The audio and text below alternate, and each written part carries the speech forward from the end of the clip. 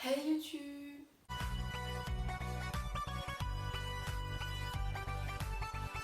Tout d'abord, je fais cette vidéo pour vous expliquer mes pires hontes, ce qui m'est arrivé dans la vie où j'ai eu vraiment honte. Tout d'abord, avant de commencer cette vidéo, je voulais vraiment vous remercier pour les 100 abonnés, c'est juste énorme. J'ai eu les 100 abonnés en 3 jours.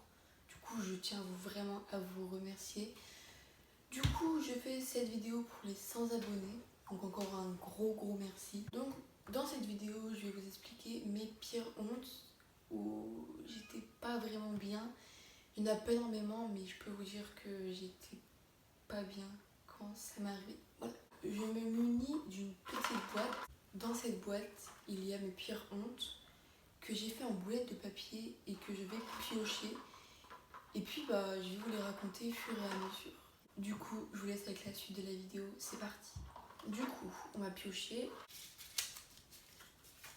Ah oui, alors c'est écrit à la cantine en primaire. Donc en fait, j'étais à la cantine en primaire, en CE2 exactement, je crois, je ne sais plus.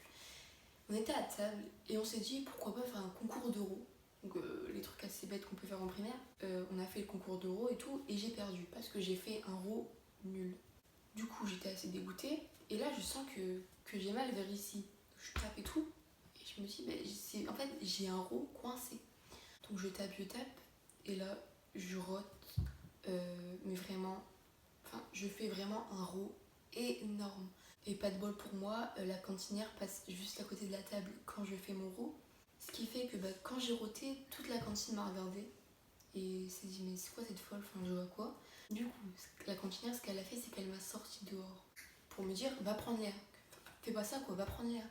En gros, c'était une sorte de punition si vous préférez. Donc c'est tout, je suis restée 10 minutes je crois. Et quand je suis rentrée dans la cantine, je peux vous dire que j'étais pas bien quoi, tout le monde m'a regardé. Et je me suis dit plus jamais je fais des concours d'euros quoi. Ouais, c'était pas vraiment une honte, mais pour moi, je peux vous dire que j'étais pas bien du tout quoi. Ensuite, on va ressecouer et on va reprendre un bout de papier. Si j'arrive à l'ouvrir, bien sûr. Ah oui, envie de faire pipi. Alors là, je me rappelle très bien. Donc pareil, je devais avoir entre l'âge de 10 ans, 11 ans, un truc comme ça. Et on était sortis dehors et en fait ça faisait une espèce de piste. On l'appelait la piste noire. Et donc j'étais avec mes potes et tout. Et là je me dis j'ai envie de faire pipi. Donc nous ce qu'on faisait, que ça faisait une espèce de colline avec des buissons. Et ça faisait un immeuble. Donc, je sais pas si vous avez compris avec mes gestes, enfin, pouce en l'air. Donc ce qu'on faisait à chaque fois quand on avait envie de faire pipi, on montait dans le buisson pour éviter de rentrer chez nous, flemmardes qu'on était, et on allait faire pipi dans le buisson. Donc c'était une espèce de rituel, enfin bref. Chaque fois on faisait tout ça, donc il n'y avait aucune honte entre nous. Je fais mes besoins, et je me rends compte qu'il y avait un monsieur au rez-de-chaussée, donc c'est-à-dire qu'il a tout vu, il a vu... Je peux pas vous faire de dessin, il a tout vu. Et là ma pote elle me fait Joey, retourne-toi, il y a quelqu'un. Donc moi, ce que je fais, c'est que je arrête un peu, donc c'est tout, je me rhabille. Et là, je me retourne et je vois un monsieur, effectivement, en train de fumer sa cigarette. Il me dit Oh, j'ai vu des fesses toutes rouges. alors là, je me suis décomposée, je suis devenue toute rouge, je savais plus quoi dire. Voilà, j'ai vraiment eu la honte. Et il rigolait, il m'a dit c'est pas grave, enfin voilà, mais j'étais mal quoi. Du coup, ce que j'ai fait, c'est que par honte, j'ai fui, j'ai couru me cacher. Voilà. Je peux vous dire que j'étais pas bien du tout, j'étais assez dans le mal, je me suis dit, il faut courir. Putain, moi. Regardez, regardez le ciel. Voilà, c'est ma deuxième honte. Ensuite, C'est tout. ah oui. Alors, dans la rue en chaussons. Alors, je pense que c'est déjà arrivé à pas mal d'entre vous. J'espère comme ça je suis pas seule. Me laissez pas seule. Alors, je me rappelle, c'était en hiver. Il y avait de la neige. Je sortais avec mon père. On devait aller, on devait marcher en tout cas. On ne prenait pas la voiture. Je suis en chaussons dans la maison et on doit sortir. Sauf que je mets tout, manteau, écharpe, tout. Je sors, tout va bien. Je marche. Après pendant 2-3 minutes, plus 5 minutes quand même. Et là, mon père regarde mes pieds et fait mais t'es sérieuse là? Je lui dis quoi? Et là, je regarde mes pieds, effectivement, j'étais en chaussons.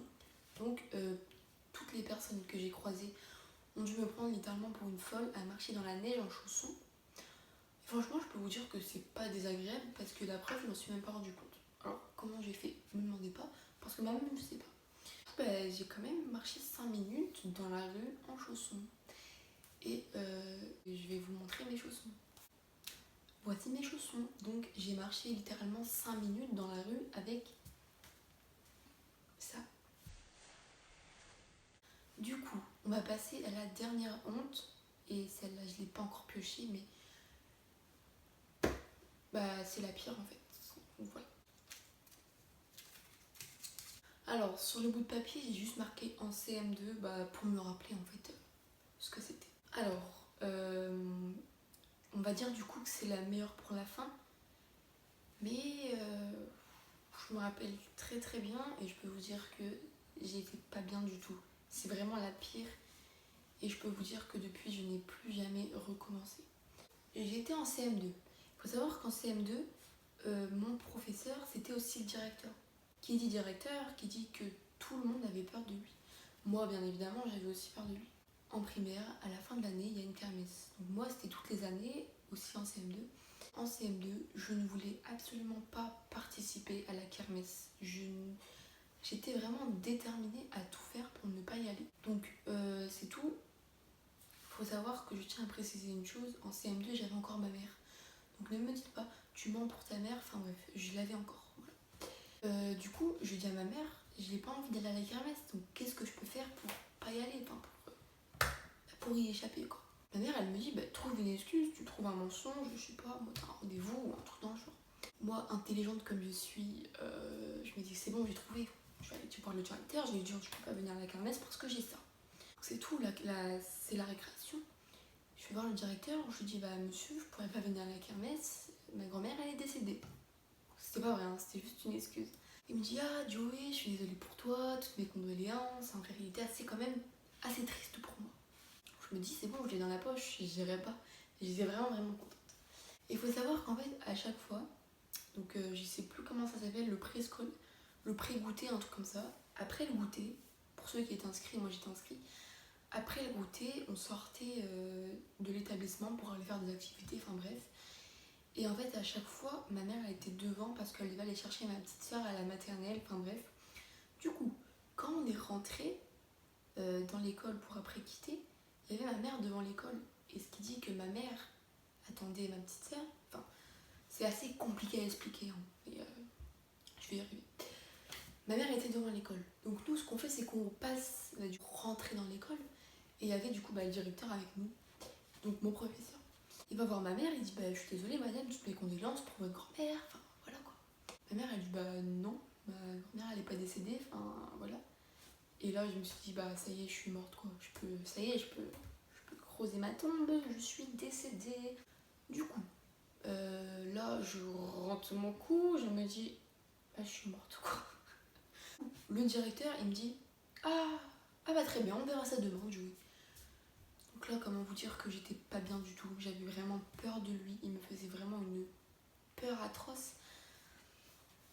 Donc c'est tout, je rentre chez moi, ma mère elle me dit pourquoi t'as pris ça comme excuse, enfin voilà, je t'ai pas dit de prendre une excuse comme ça. Enfin bref. Le lendemain, j'avais complètement oublié, je retourne à l'école, une nouvelle journée. Et là, donc c'est tout, je fais la matinée, jusqu'à la récréation du matin, qui était à 10h. Donc c'est tout, et à la fin de la récréation, le directeur, donc du coup c'était mon professeur, je tiens à répéter, il convoque tout le monde dans ça faisait un espèce de préau. Donc il y avait toutes les classes du CP au CM2. Il a convoqué les cantinières, les cantiniers, les dames, les AVS ou je sais plus quoi là, les professeurs, il y avait tout le monde. Il a même convoqué le gardien de l'école. J'étais une star.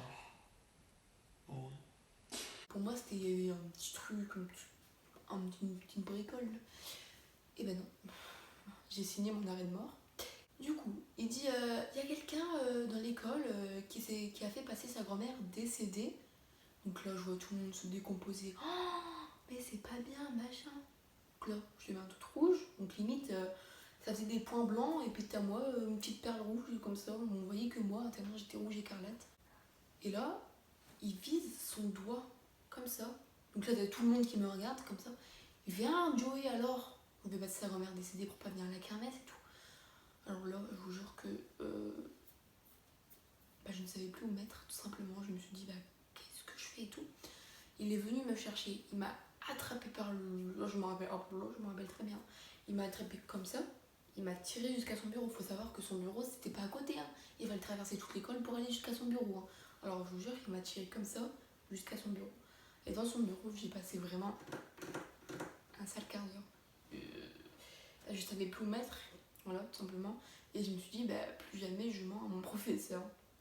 Au jour d'aujourd'hui, ce n'est pas le cas, mais à ce professeur-là, déjà de base, j'avais peur de lui, mais là, j'avais encore plus peur. Je voulais même plus le regarder dans les yeux. Il me faisait vraiment peur. Et à cause de ça, il a voulu me faire redoubler. Ma mère, elle a dit non, c'est pas une raison pour faire redoubler ma fille. Ok, elle vous a menti, ok, elle a fait une erreur, mais je vois pas le rapport pour la faire redoubler. Enfin bref, voilà, c'est tout pour moi. Du coup, j'espère que cette vidéo vous aura plu. N'hésitez pas à mettre un maximum de likes, à vous abonner si c'est pas encore fait. Et maintenant, on vise les 200 si c'est possible. Du coup, voilà, je vous laisse pour une prochaine vidéo et je vous fais d'énormes bisous et je vous dis à bientôt.